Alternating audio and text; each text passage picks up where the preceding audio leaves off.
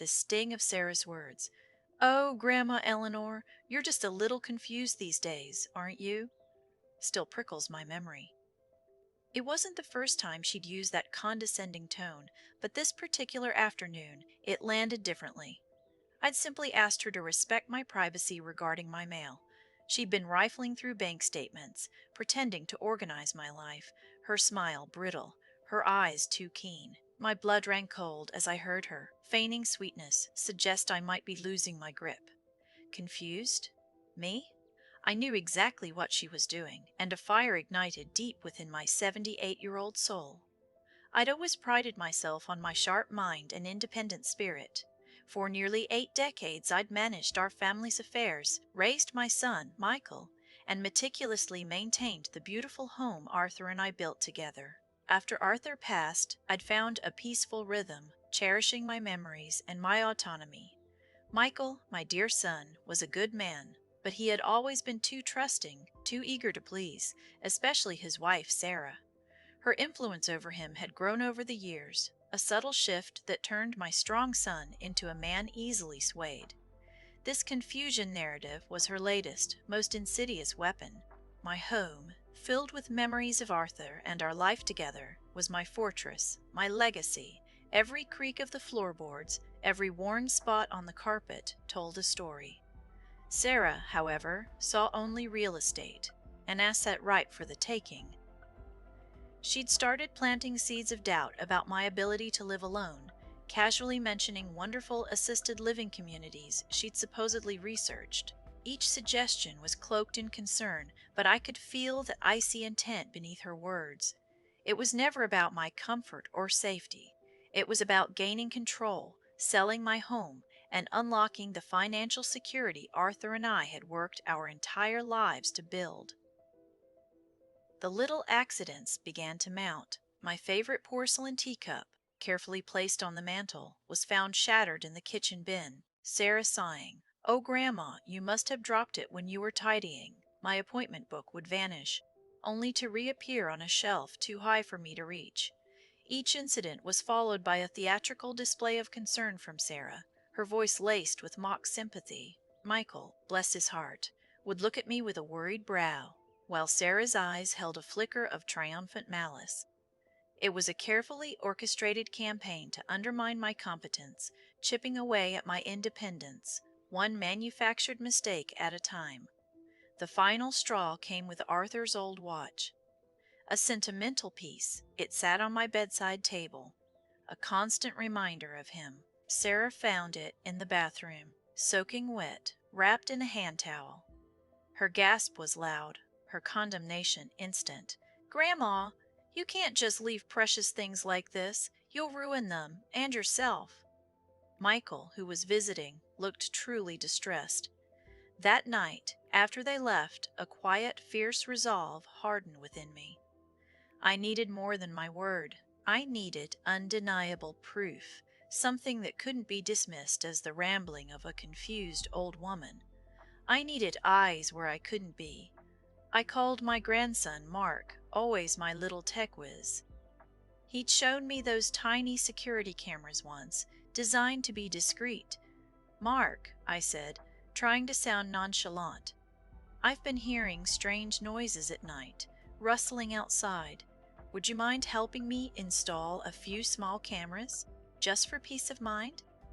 Michael was immediately on board when I mentioned it to him, eager to ensure my safety.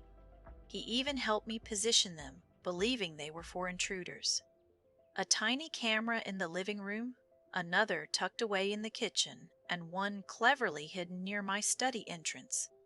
He never suspected their true purpose. Those first few days, Sarah maintained her carefully crafted facade. She brewed my tea, asked about my day, her voice sugar-sweet. But every night, after Michael had dropped her off, I would sit in the quiet glow of my study, my tablet screen illuminating my face, and meticulously review the footage. I saw her subtle sneers when she thought I wasn't looking, her eye rolls as she left my room. Then, a few days later, a telling clip, Sarah discreetly pouring the last of my sugar into a potted plant, then replacing the empty bowl with a knowing glance at the camera, thinking it was off. A cold shiver ran down my spine. The incidents escalated, becoming bolder. One afternoon, Sarah rearranged a stack of old letters on my desk, putting them precariously close to the edge. Later, as I passed by, a slight brush of my arm sent the entire stack tumbling. She rushed in, feigning alarm. "Oh, Grandma, so clumsy! We simply must get you more help around here." But the camera footage showed her earlier, carefully placing the stack, then pausing to adjust it, a small, satisfied smirk playing on her lips. She was setting me up, actively creating situations to confirm her narrative of my confusion. It was a cruel, calculated game. Watching Michael's reactions on screen was the hardest part.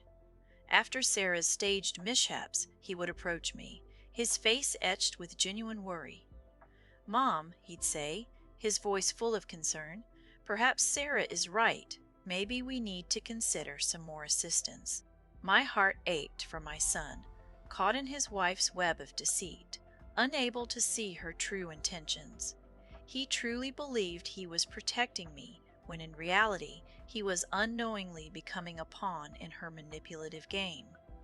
It fueled my resolve. I wasn't just fighting for my dignity, but for Michael's clarity.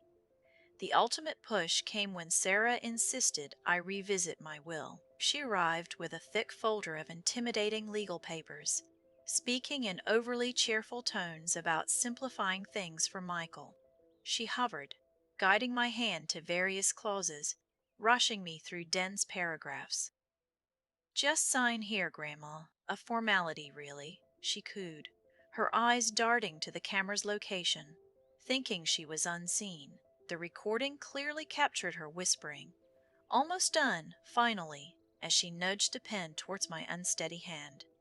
She wanted full control of my estate, bypassing my carefully chosen beneficiaries and charities, all for her own gain.